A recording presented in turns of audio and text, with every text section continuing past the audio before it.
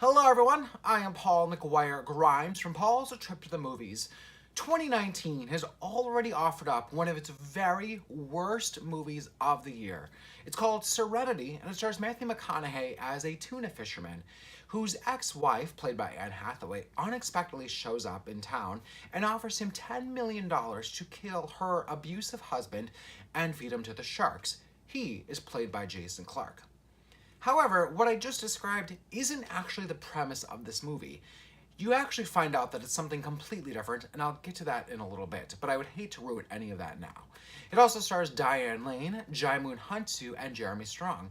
You would think with this prestige, and for the fact that it's written by and directed by Stephen Knight, who wrote Locke and Peaky Blinders, that this would be a really interesting movie. However, I haven't seen a movie this bad in quite a long time. It starts off kind of being this pulpy film noir, much like I described earlier, along the lines of Netflix's Bloodline. But it goes so far off the rails that none of it makes a lick of sense. You know, a simple crime story would have sufficed, but there are so many twists that it becomes so convoluted that you have no idea what you just witnessed by the time you get to the ending of this movie. I threw my hands in the air multiple times as I had no idea what was happening. The movie turns into this existential father-son premise that's not remotely based in realism, and in turn, the ending is near insulting for those in the situation that it presents. I can't remotely go into any of that without ruining the entire movie, and the effect that it has for how crazy it gets. The character of Baker Dill, as played by Matthew McConaughey, yes, his name is Baker Dill, seems really tailor-made for him. He's got that really earthy, free spirit, but then McConaughey gets too paranoid and too neurotic too early on in this movie.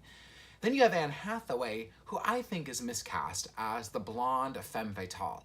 I don't quite believe that she would be married to the Matthew McConaughey character, and she's too smart for this kind of character. Both of them then have some really bad line readings in an attempt to give it that kind of heightened film noir feel. Serenity is frustratingly bad, as all of these actors are better than this.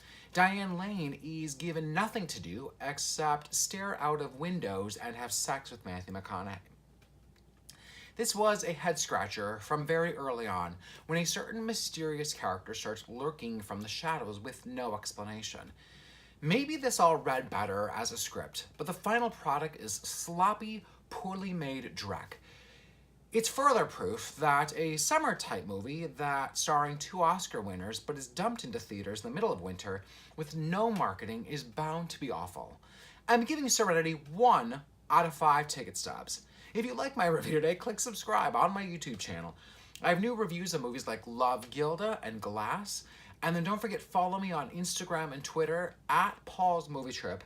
And go to my website, paulstriptothemovies.com, for more reviews, as well as a link to a recent radio appearance that I did on WCCO Radio, and all my appearances on Twin Cities Live.